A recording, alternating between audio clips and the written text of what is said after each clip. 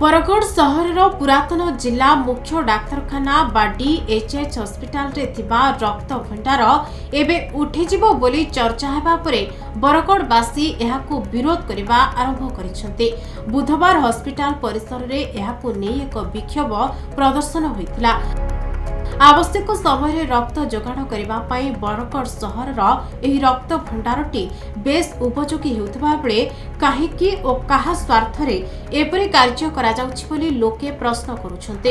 एही रक्त भंडार को यथाशीघ्र चालू रखबाको हॉस्पिटल बचाओ अभियान दाबी करछे। एथिपई बरगढ़ ब्लॉक बरपल्ली बिजुपुर मिडेल सुखला अंचलर रोगी मानकू रक्त पाई हैरान हेबाकू पड़िबो बोली कहिसंते।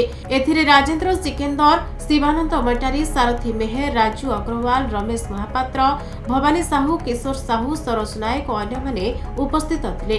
एहाकू नै एक दस्तखत अभियान आरंभ कराजिबो बोली श्री सिकेंदर कहिसंते। राजेंद्र सिकेंदर बरगढ़ देखुन आज्ञा रक्त भंडार बरगढ़ सहर रे अछि, सहर केन्द्र स्थली अछि।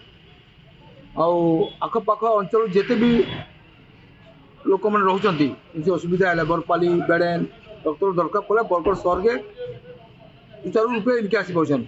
इनू 15 किलोमीटर पाखे अच्छे जदि पुणी से खेदापाली के पलि फिर 8 किलोमीटर दूर के 10 किलोमीटर तो से खर्चान थे हैरान थे समय सापेक्ष जेन है से पेसेंट लगी असुविधा क्रिएट करवा सृष्टि करवा।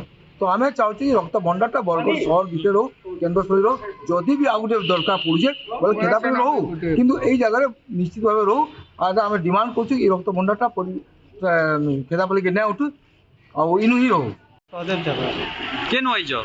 बरपाली ब्लड लगे ब्लड नहीं बेले ब्लड बैंक ता जने ब्लड ने आइचो हां इडा से टुकुल्लानी के पलावा बोलतिले बेले काना काना असुविधा है बा इनो रहले टिके हमको सुविधा हवा। बरगढ़ हरिश्चंद्र भोई को रिपोर्ट खबर ओडिशा।